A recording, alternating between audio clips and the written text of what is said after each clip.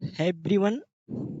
In this session, we are going to learn about fifth and sixth schedule.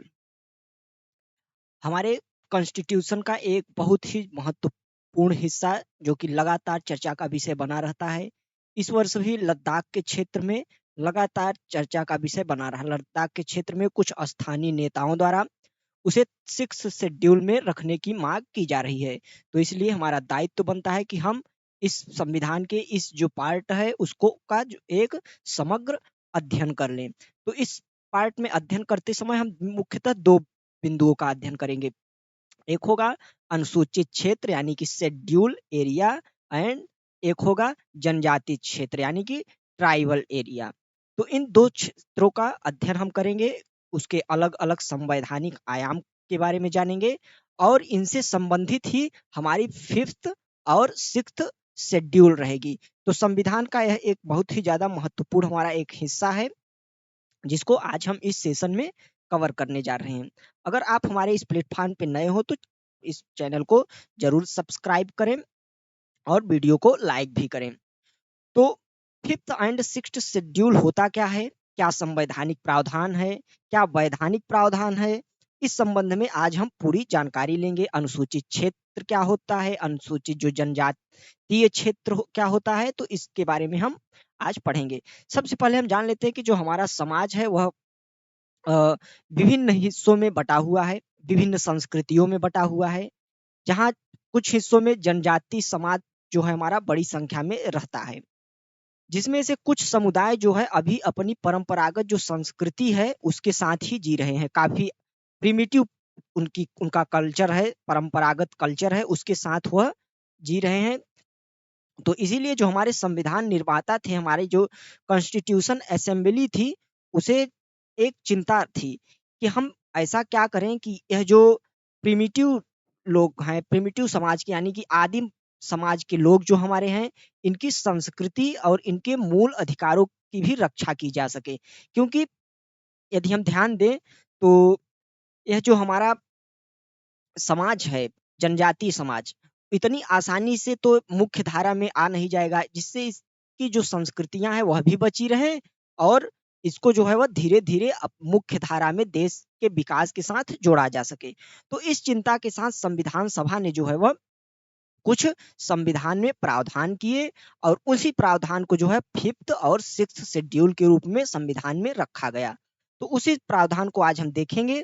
तो चलिए शुरू करते हैं क्लास को और काफी अच्छे से एनालिटिकल तरीके से इस चैप्टर को हम देखेंगे। तो स्टूडेंट आगे देखते हैं कि क्या कुछ फिफ्थ एंड सिक्स्थ शेड्यूल में प्रावधान किया गया है। तो सबसे पहले यदि हम देखें तो जो हमारे जनजातीय समाज थी, उनकी परंपरागत संस्कृति और उनके मूल अधिकारों की रक्षा के लिए संविधान सभा ने सर्वप्रथम यदि हम बात करें तो संविधान के भाग 10 में एक इकलौते जो है वह अनुच्छेद 244 244 का प्रावधान किया।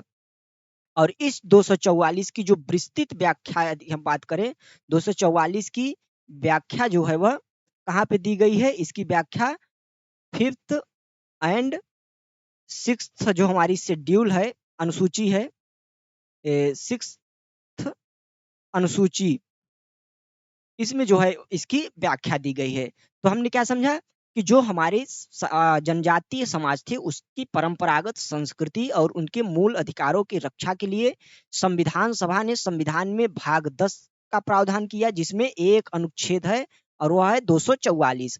और 244 की विस्तृत व्याख्या कि उसमें क्या प्रावधान होंगे, जनजातीय क्षेत्र का प्रशासन किस प्रकार से चलेगा, उसके बारे में फिफ्थ और सिक्स्थ शेड्यूल को डाला गया। तो यदि हम देखें तो यह जो अनुसूची है हमारी, तो इसमें जो है वह जो हमारा जनजातीय बहुल क्षेत्र है उसको दो भागों में बांटा गया। यदि हम बात करें जनजातीय क्षेत्र को जो है वह दो भागों में बांटा गया।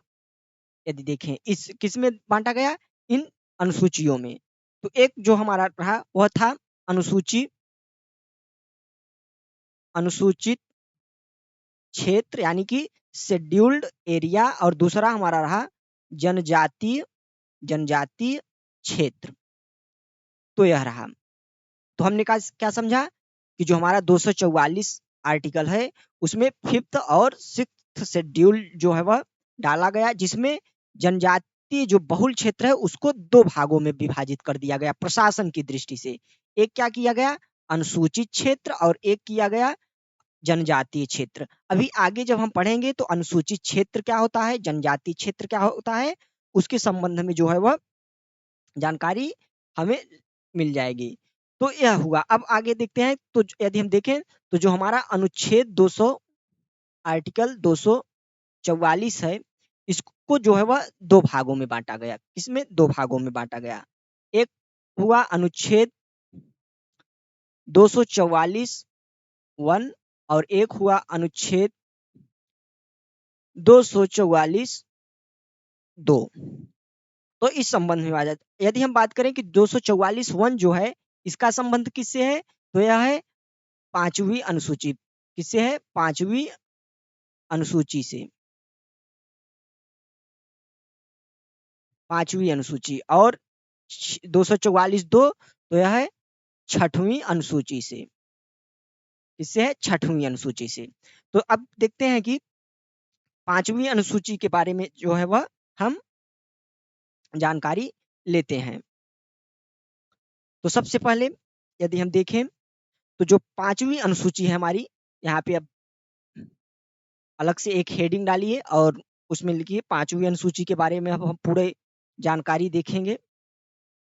5वीं अनुसूची। तो यदि हम 5वीं अनुसूची की स्टूडेंट बात करें तो 5वीं अनुसूची में जो है वह अनुसूचित क्षेत्र का जिक्र हुआ है। अभी हमने देखा था कि जनजातीय बहुल क्षेत्र को कितने भागों में बांटा जाता है। यदि हम प्रीवियस स्लाइड में देखें तो यहाँ पे देखिए जनजातीय किस में बांटा, एक बांटा गया अनुसूचित क्षेत्र और एक जनजातीय क्षेत्र। तो हमारी जो 5वीं अनुसूची है यह किसके बारे में जो है वह प्रशासनिक प्रावधान करती है, तो वह है हमारे अनुसूचित क्षेत्र यानी कि शेड्यूल्ड एरिया जो है वह इसके संबंध में प्रावधान करती है। यानी कि 5वीं अनुसूची के अंतर्गत आने वाले जो क्षेत्र होंगे उन्हें जो है वह अनुसूचित क्षेत्र के रूप में जाना जाएगा। 5वीं अनुसूची के रूप में कौन कौन से क्षेत्र आते हैं यदि हम बात करें तो उत्तर पूर्व के 4 राज्यों को छोड़कर, उत्तर पूर्व के 4 राज्यों को छोड़ दे यदि हम, वह कौन कौन से राज्य हैं यदि हम देखें तो नोट करिएगा स्टूडेंट। असम, त्रिपुरा, मिजोरम और मेघालय। और कौन सा, मेघालय। तो यह 4 स्टेट स्टूडेंट उत्तर पूर्व के, इन्हें यदि हम छोड़ दिया जाए तो यह जो है वह 5वीं अनुसूची में नहीं आते हैं। यहाँ पे लिख दे, नहीं तो कंफ्यूजन होगा, नहीं आते हैं। तो स्टूडेंट यही जो 4 राज्य हैं यदि इनको हम छोड़ दें तो बाकी देश के सभी राज्यों में जो है वह अनुसूचित क्षेत्र का निर्धारण किया जाता है। इसका निर्धारण कौन करता है, तो इसका निर्धारण की यदि हम बात करें, निर्धारण यानी कि इन्हें बनाता कौन है, तो यह कौन बनाता है, राष्ट्रपति। राष्ट्रपति जो है वह एक अधिसूचना जारी करके अनुसूचित क्षेत्र का निर्धारण करता है। यानी कि किसी राज्य में कोई शेड्यूल्ड एरिया होगा या नहीं होगा, इसका निर्णय कौन करता है, राष्ट्रपति करता है स्टूडेंट। तो यह हमारी एमसीक्यू यानी प्रीलिम्स परीक्षा की दृष्टि से काफी इंपॉर्टेंट, इससे जो है वह क्वेश्चन आने की संभावना दिख रही है। लगातार लद्दाख का जो रीजन है वह चर्चा में रहा है। तो इसके संबंध में एक जो है वह पूरी जानकारी हम इस वीडियो में लेंगे। और इस वीडियो को अच्छे से, इस क्लास को अच्छे से करने के बाद आपको कहीं भी जो है वह किसी भी सोर्स से अनुसूचित और जनजाति क्षेत्र को जो है वह पढ़ने की आवश्यकता नहीं पड़ेंगे, 5th एंड 6th शेड्यूल को। तो अच्छे से इसको देखिए। तो अभी तक हमने क्या समझा कि 244 में 2 भाग हैं, 1 और 2। 1 में जो है वह 5th शेड्यूल का जिक्र है और 2 में 6th शेड्यूल का जिक्र है। 5th शेड्यूल को हम देख रहे हैं स्टूडेंट। तो 5th शेड्यूल जो होता है उसमें क्या होता है, एक अनुसूचित क्षेत्र होता है। उसका निर्धारण कौन करता है कि अनुसूचित क्षेत्र होगा या नहीं होगा? तो उसका निर्धारण जो है वह क्या कौन करता है? वह राष्ट्रपति हमारा करता है। और यह जो है वह भारत के उत्तर पूर्व के यह जो 4 राज्य दिए गए हैं स्टूडेंट, असम, त्रिपुरा, मिजोरम और मेघालय, इनको छोड़ दिया जाए तो किसी भी राज्य में किसका अनुसूचित क्षेत्र का जो है वह निर्धारण किया जा सकता है राष्ट्रपति के द्वारा। तो इस संबंध में हमने देखा। अब देखते हैं कि अनुसूचित जो क्षेत्र हमारा होगा, अनुसूचित क्षेत्र में एक अन्य हेडिंग डालिए यहाँ पे, सब हेडिंग कि अनुसूचित, शार्ट में लिख लें, समझ आइएगा। अनुसूचित अनुसूचित क्षेत्र, अनुसूचित क्षेत्र में केंद्र केंद्र और केंद्र और राज्य की शक्तियां काफी महत्वपूर्ण है, इससे एमसीक्यू लगातार बनते हैं। तो अनुसूचित क्षेत्र जो बनाए जाएंगे, अनुसूचित क्षेत्र बेसिकली होता है स्टूडेंट कि किसी राज्य में यदि कोई जो है वह पारंपरिक जो हमारी जनजाति है वह निवास अगर कर रही है तो राष्ट्रपति द्वारा उसे एक अनुसूचित क्षेत्र घोषित कर दिया जाएगा। तो इस संबंध में अनुसूचित क्षेत्र होता है। तो उस क्षेत्र में यदि किसी क्षेत्र में अनुसूचित क्षेत्र बना है तो उस संबंध में केंद्र की और राज्य की क्या शक्तियां होगी उसके बारे में हम देखेंगे। तो यदि हम देखें तो फर्स्ट पॉइंट में हम लिख सकते हैं कि केंद्र जो है वह केंद्र राज्य को निर्देशित कर सकता है। क्या कर सकता है? निर्देशित कर सकता है। किस संबंध में? किस संबंध में कर सकता है? तो अनुसूचित क्षेत्र, अनुसूचित अनुसूचित क्षेत्र के प्रशासन के संबंध में। किस क्षेत्र में स्टूडेंट? अनुसूचित क्षेत्र के प्रशासन के संबंध में जो है वह केंद्र राज्य को निर्देशित कर सकता है। इसके अलावा यदि हम बात करें तो राज्य निर्देशित कर सकता है किसमें? प्रशासन में। तो यानी कि राज्य को क्या है, सेकेंड पॉइंट में हम क्या लिख सकते हैं कि राज्य को कार्यपालिक यानी कि एग्जीक्यूटिव कार्यपालिक जो है वह शक्तियां होती हैं। तो इस क्षेत्र में स्टूडेंट यहाँ पे आपको एग्जामिनर इस स्टेटमेंट में फंसा सकता है कि अनुसूचित क्षेत्र में राज्य को कार्यपालिक शक्तियां होती हैं या नहीं होती, या दे सकता है कि राज्य को विधायी शक्तियां, यहाँ पे इस प्रकार से फंसाएगा कि क्या अनुसूचित क्षेत्र में राज्य को विधायी शक्तियां प्राप्त हैं। तो इस प्रकार के कुछ स्टेटमेंट बनाए जा सकते हैं। तो आप ध्यान रखिएगा कि अनुसूचित क्षेत्र में राज्य को सिर्फ क्या प्राप्त है?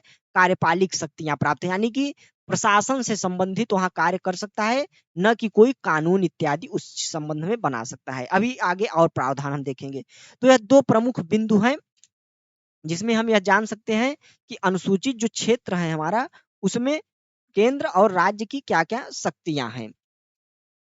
इसके अलावा यदि हम बात करें नेक्स्ट सब हेडिंग में आप लिखिए कि अनुसूचित क्षेत्र वाले जो राज्य होते हैं उसमें एक क्या होगा, इस मतलब यानी कि जिस राज्य में अनुसूचित क्षेत्र होगा वहां पर क्या बनाया जाएगा? एक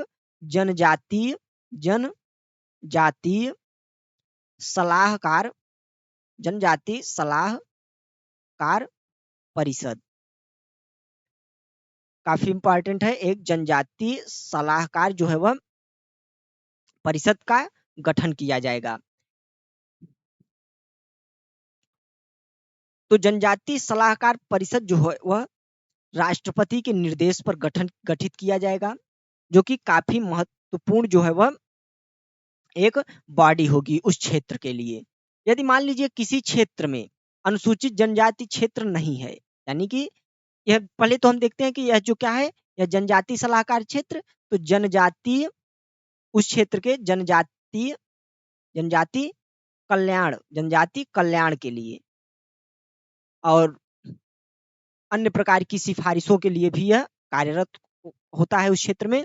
अगर मान लीजिए किसी राज्य में जनजातीय क्षेत्र नहीं है, सॉरी अनुसूचित क्षेत्र नहीं है, जैसे मान लीजिए उत्तर प्रदेश हो गया, तो उत्तर प्रदेश में कोई भी जनजातीय क्षेत्र नहीं, या मान लीजिए बिहार हो गया, बिहार में कोई भी जनजातीय क्षेत्र हम बोल रहे हैं, अनुसूचित क्षेत्र जनजातीय क्षेत्र अलग हो जाएगा। अभी हमने देखा था तो अनुसूचित क्षेत्र जो है, मान लीजिए बिहार में कोई भी अनुसूचित क्षेत्र नहीं है, परंतु वहां पर कुछ जनजातियां निवास करती हैं, तो उनके कल्याण के लिए क्या होगा, तो राष्ट्रपति जो है वह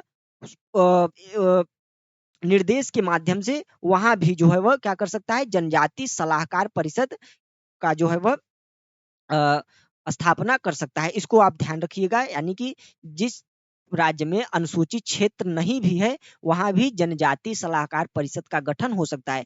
तो अनुसूचित क्षेत्र के बारे में हमने क्या क्या प्रावधान पढ़ा, एक बार उसको फिर से रिवाइंड हम कर लेते हैं ताकि भूले न। तो अनुसूचित क्षेत्र का निर्धारण कौन करता है, राष्ट्रपति करता है।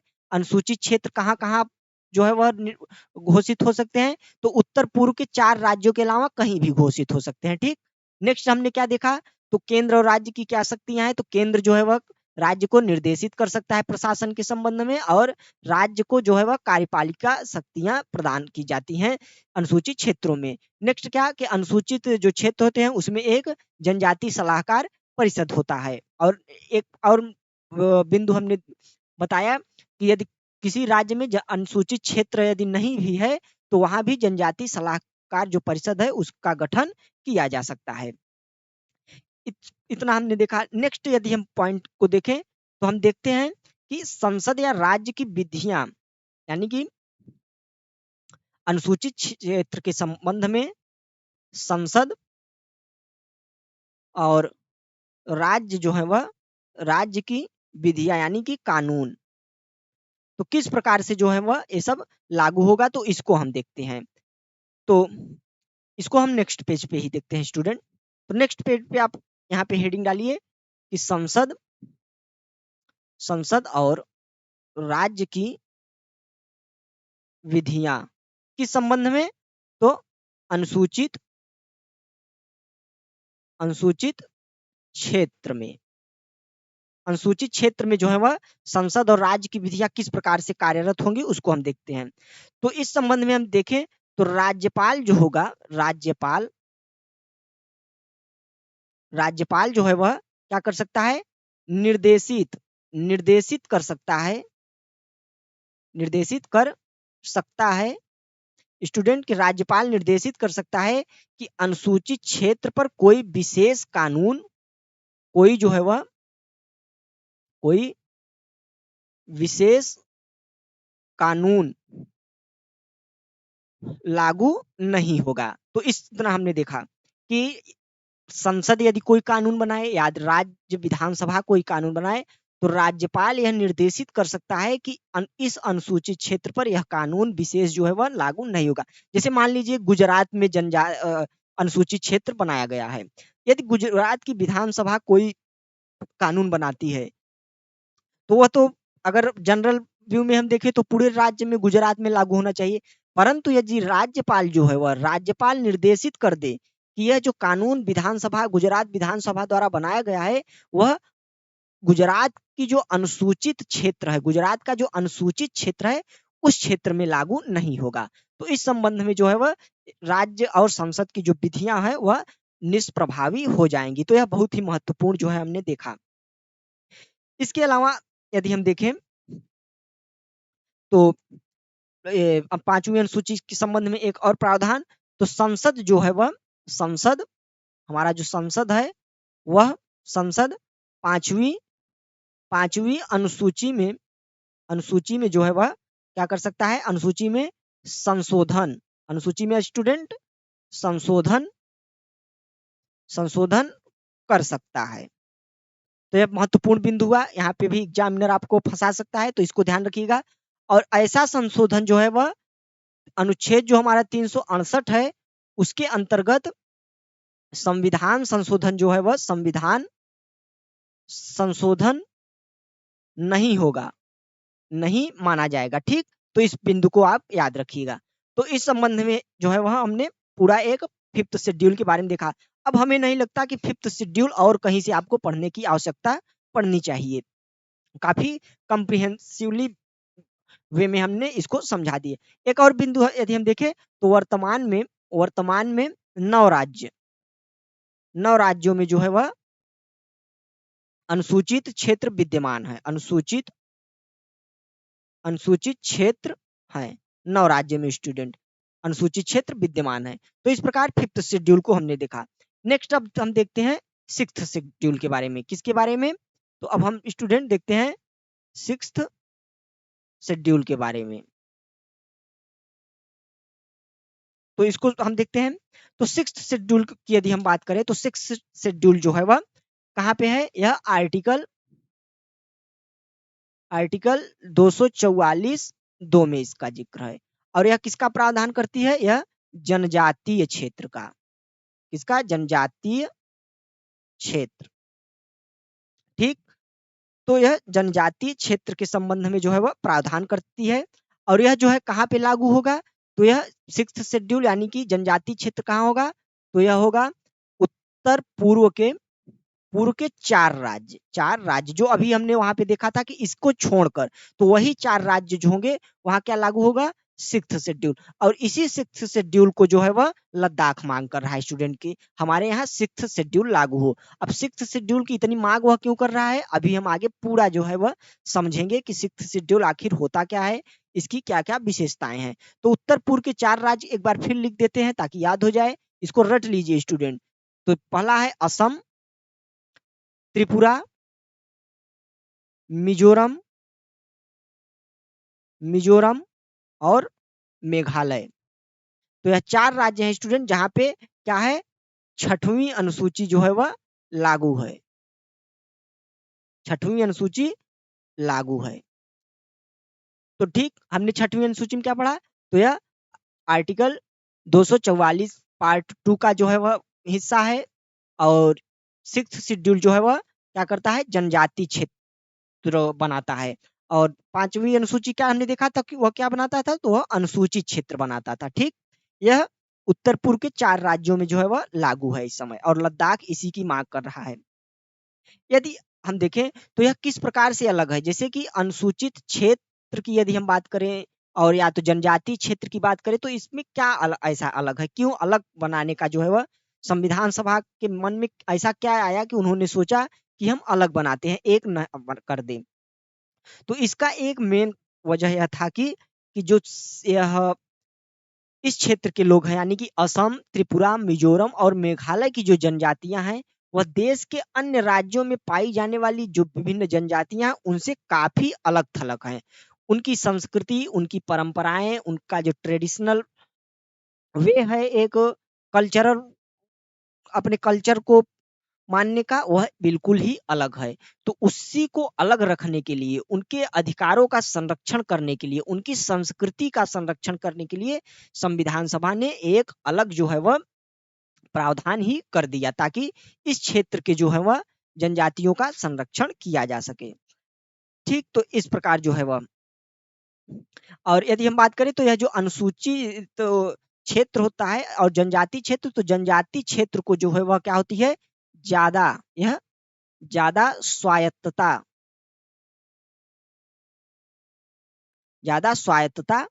प्राप्त होती है। यानी कि अनुसूचित जो हमारा क्षेत्र होता है उससे ज्यादा स्वायत्तता प्राप्त होती है। तो अब जो ये जनजाति क्षेत्र है इसके का प्रशासन कैसे चलाया जाता है उसको देखते हैं। तो यहाँ पे आके देखिए, तो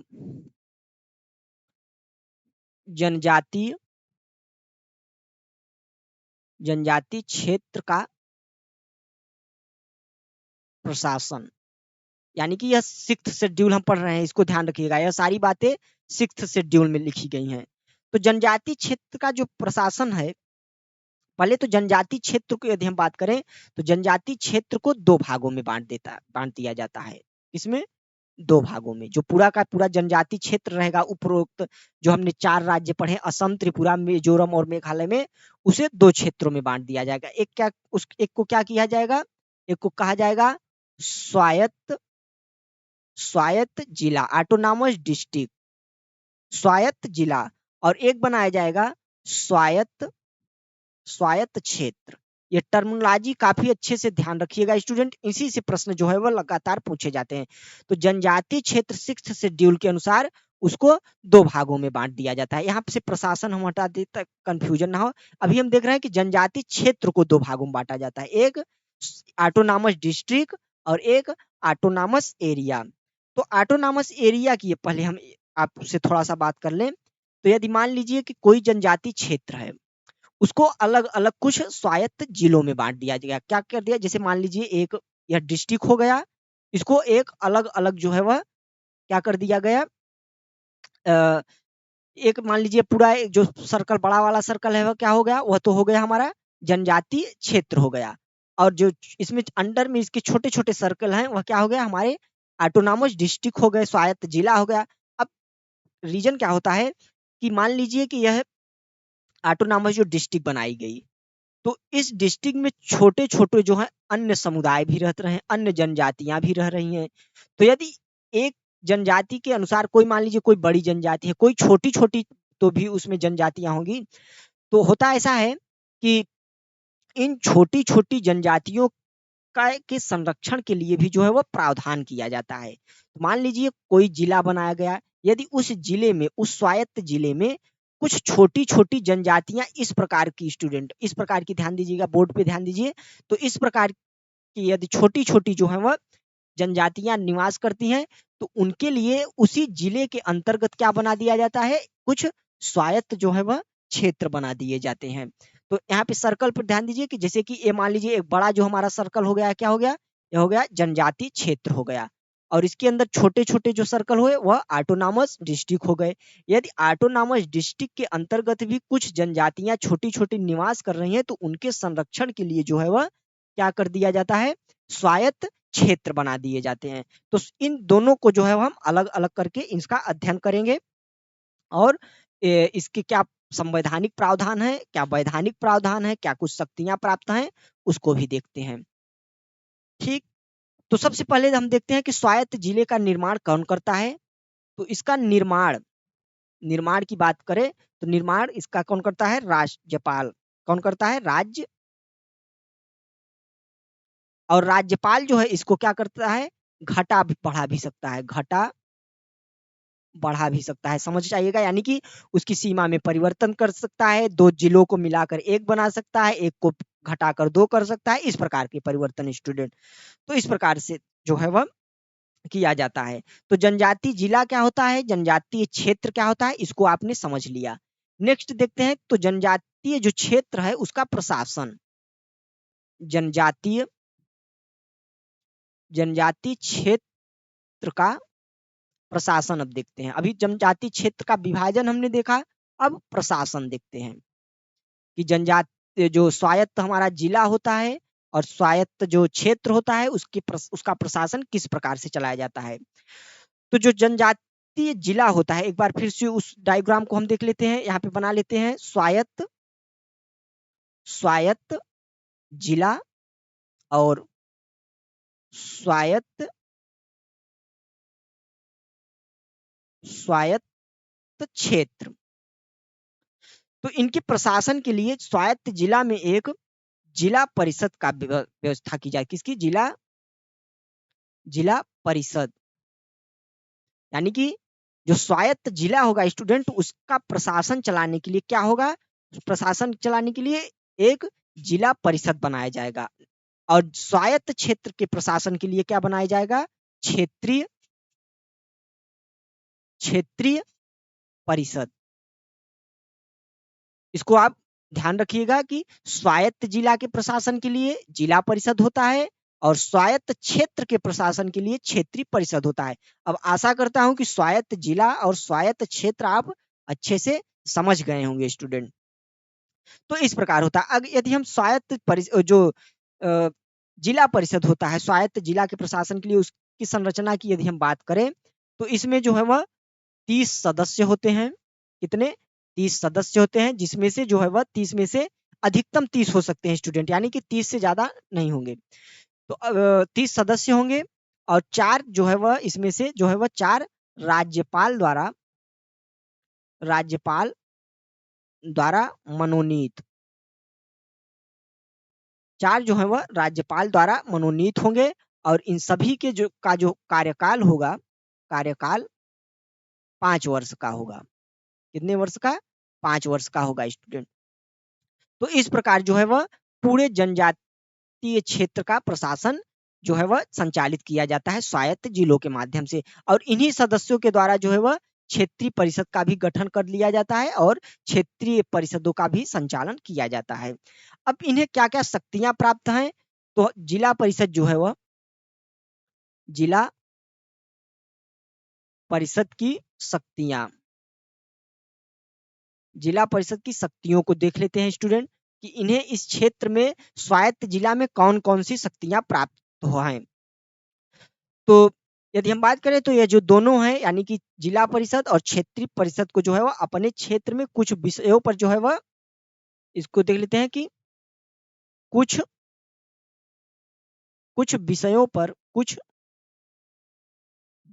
पर जो है वह विधि विधि निर्माण विधि निर्माण का विधि निर्माण का अधिकार है।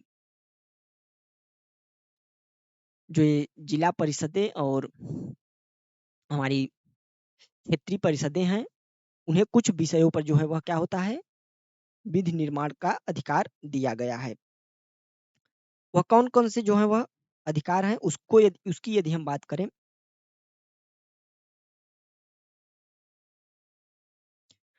यदि इनके अधिकारों की हम बात करें कि कौन-कौन से अधिकार इनको दिए गए हैं, तो पहले बिंदु में हम देख सकते हैं कि आरक्षित जो वन होते हैं, आरक्षित वन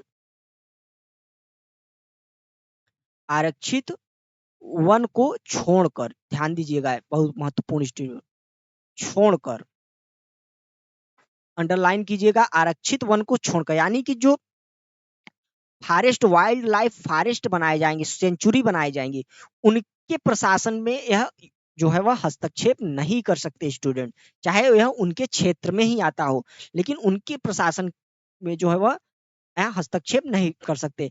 तो आरक्षित वन को जो है वह क्या कर सकते हैं, उसको छोड़कर अन्य भूमि अन्य भूमि का जो है वह विनियमन कर सकते हैं, रेगुलेट जो है उसको कर सकते हैं। नेक्स्ट यदि बात करें तो वन का प्रबंधन कर सकते हैं, वन का प्रबंधन। अब किस प्रकार के वन वन का प्रबंधन करें, लेकिन किस प्रकार के वन, जो आरक्षित ना हो, यानी कि कोई वन यदि राज्य सरकार या केंद्र सरकार द्वारा उसको आरक्षित किया गया है तो उसका प्रबंधन यह नहीं कर सकते। नेक्स्ट यदि हम बात करें तो यह जो है वह सिंचाई के लिए नहर या जल के अन्य स्रोत, जल के जो है वह अन्य स्रोत जो है वह उसका विनियमन कर सकते हैं। इसके अलावा यदि हम देखें तो यह नगर ग्राम नगर ग्राम पुलिस नगर ग्राम पुलिस की व्यवस्था कर सकते हैं। इसके अलावा लोक स्वास्थ्य के संबंध में जो है वह विधि बना सकते हैं। स्वच्छता के संबंध में स्टूडेंट स्वच्छता के संबंध में जो है यह कानून बना सकते हैं। इसके अलावा यदि हम बात करें तो विवाह इसके अलावा विच्छेद यानी तलाक जिसे बोलते हैं, तो विवाह विच्छेद और उत्तराधिकार तो इस संबंध में जो है वह कानून बनाने की शक्ति जिला परिषद के पास है। तो इस प्रकार जो है वह हमने जिला परिषद को देख लिया। अब यदि हम बात करें तो जो राज्य, एक और बिंदु हम ऐड कर लेते हैं, तो आप सुन लीजिए, तो राज्यपाल जो होता है वह राष्ट्रीय सुरक्षा की दृष्टि से जो है वह इनके यह जो सभी कार्य हैं इसको क्या कर सकता है, निष्प्रभावी कर सकता है। राज्यपाल के पास यदि सकते हो कि जिला परिषदें मान लीजिए कोई ऐसा कार्य कर रही है जो देश हित में ना हो, राष्ट्र की सुरक्षा से जो है वह खिलवाड़ किया जा रहा हो, सुरक्षा से संबंधित हो, तो इस संबंध में स्टूडेंट जिला परिषद द्वारा किए गए कोई कार्य को जो राज्यपाल होगा वह नलिफाइड घोषित कर देगा। तो इस प्रकार जो है वह इस पूरे क्लास में हमने अनुसूचित क्षेत्र को पढ़ा, अनुसूचित जनजाति जो क्षेत्र है उसको देखा, 5th 6th शेड्यूल को हमने देखा, उसके संवैधानिक क्या प्रावधान है उसको देखा, क्या शक्तियां प्राप्त हैं इन क्षेत्रों में, इस सब को देखा। मैं आशा करता हूं कि इस पूरे क्लास को यदि आपने अच्छे से देखा हो, समझा हो, एक बार और देख लीजिएगा, आपको कहीं भी कुछ भी पढ़ने की आवश्यकता नहीं है और आप मानिए कि इस क्लास से आपको बहुत ज़्यादा फायदा मिलेगा। काफ़ी चर्चा में रहा 6th शेड्यूल, इससे प्रश्न आने की संभावना काफ़ी ज़्यादा है। तो इसको अच्छे से देखिए और जो है वह अच्छे से पढ़िए और रिवाइज भी कीजिए। तो इस प्रकार यह पूरा चैप्टर हमारा समाप्त होता है इसी के साथ। तो आप इसको देखिए और यदि अभी अब तक आपने चैनल को सब्सक्राइब नहीं किया है तो उसको कर लीजिए। तो मिलते हैं नेक्स्ट किसी इंटरेस्टिंग टॉपिक के साथ जो आपकी परीक्षा के लिए काफ़ी उपयोगी होगा। तो इजाज़त दीजिए, चलते हैं। नमस्कार, जय हिंद।